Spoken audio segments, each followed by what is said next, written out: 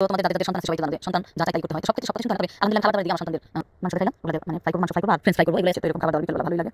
আমার ছেলে আবার এখন আবার দাঁড়িয়ে দাঁড়িয়ে ভিডিও করে দিচ্ছে, আমি একটু মাংসগুলো দিই। আসসালামু আলাইকুম গাইস, তোমরা কেমন আছো? আমি ভালো আছি। তো আজকে বিকাল থেকে ভিডিওটি স্টার্ট করলাম। তো বিকালের নাস্তা আজকে যা যা রান্না করছি বা বানিয়েছি সেগুলাই তোমাদের সাথে শেয়ার করলাম। তো আমার সন্তানরা আলহামদুলিল্লাহ যা খেতে চায় আমি তাই তৈরি করে দেওয়ার চেষ্টা করি।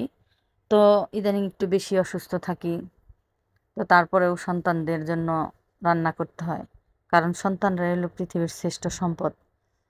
হাজার আপনার কোটি কোটি টাকা থাকুক যাই থাকুক, সন্তানরা ভালো থাকলে বাবা মায়ের কাছে ভালো লাগে, তাই না? তো এখন আমি পিঠা ভেজে নিচ্ছি, তেলের পিঠা, মিষ্টি মিষ্টি তেলের পিঠা। আর মাংস দেখাইলাম, ওগুলা দিয়ে মানে ফ্রাই করব, মাংস ফ্রাই করব আর ফ্রেঞ্চ ফ্রাই করব। এগুলাই আজকে এই তিনটা পদ দিয়ে আমার ছেলেদের নাস্তা দিব। তো ফুলকো ফুলকো খুব সুন্দর পিঠা হচ্ছে।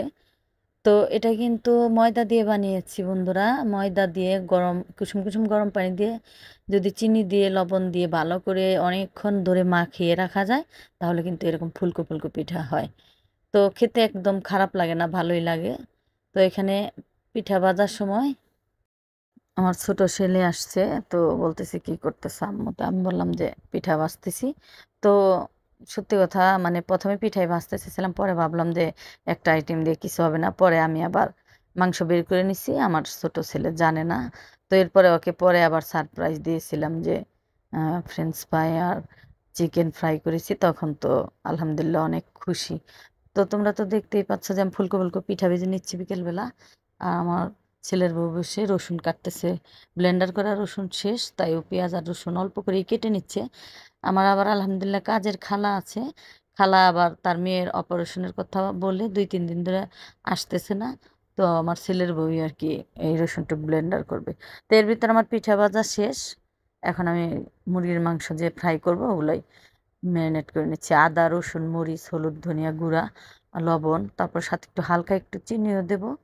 তো এখানে ধনিয়ার গুঁড়া, জিরার গুঁড়া সব কিছুই দিয়ে নিচ্ছি। তো এই মাংস ভাজাটা আমার ঘরে সবাই পছন্দ করে। ব্রয়লার মুরগি তরকারি বেশি খেতে চায় না, ফ্রাইটাই বেশি খায়। আর দেশি মুরগি, পাকিস্তানি মুরগি এগুলা রান্না বেশি পছন্দ করে। তো এখানে একটু তেল দিয়ে দিলাম, তার পাশে আবার সয়া সস, একটু গোলমরিচের গুঁড়া, একটু টমেটো সস, সব কিছু দিয়ে সুন্দর করে মাখাইলাম। এটা তোমাদের সাথে শেয়ার করলাম। তো এখন আমি আবার একটু আটা দিয়ে দেবো, ময়দা বা হালকা চালের গুঁড়া, যে কোনো একটা দিলেই হয়, একেবারে খারাপ লাগে না, কেন প্যাকেটের আটাই আমি খাই। তো ওগুলো একটু দিয়ে দিচ্ছি। এগুলো দিয়ে মাখিয়ে কিছুক্ষণ একটু রেখে দিব। তারপরে যে তেলে আমি পিঠা ভাজছিলাম, মিষ্টি লাগে না, ওই তেলে আর একটু তেল বাড়াই দিয়ে তারপরে মাংসগুলো ভাজবো। তো তেল বাড়াই দিয়ে তেল গরম করে এখন আমি কিন্তু মাংসগুলো একটা একটা করে দিয়ে দিচ্ছি, এভাবে ভেজে নিচ্ছি। তো বিকালবেলা এরকম নাস্তা ভালোই লাগে, যেহেতু ইদানিং হালকা পাতলা একবেলা না একবেলা বৃষ্টি হতেই থাকে, এত তো গরম পড়ে না। একটা না 3 মাস ধরেই বৃষ্টি হচ্ছে, তো এরকম খাবার দাবার বিকেলবেলা ভালোই লাগে। তো আমার ছেলে আবার এখন আবার দাঁড়িয়ে দাঁড়িয়ে ভিডিও করে দিচ্ছে, আমি একটু মাংসগুলো দিয়ে দিতেছি। ছোট ছেলে বাহিরে গেছিল খেলতে, তো বললো বাহিরে যেন একটা বাচ্চা কাচ্চা নাই, তাহলে আমি চলে আসছি। তো এর ভিতরে আমার ছেলের বউ আবার আমাকে হুট করে বলতেছে আম্মু তাহলে করেন, ফ্রেঞ্চ ফ্রাই করেন, আলু কেটে দিই। ঠিক আছে তাহলে দাও। পরে আবার এই আলুগুলো আবার ছেলের বউ কেটে দিছে। তো আমার ঘরে এই আলু ভাজা আর এই মুরগি ভাজা সবাই পছন্দ করে। তো তোমরা যে যেখান থেকে আমার ভিডিওটি দেখছো সবাইকে আন্তরিক শুভেচ্ছা অভিনন্দন।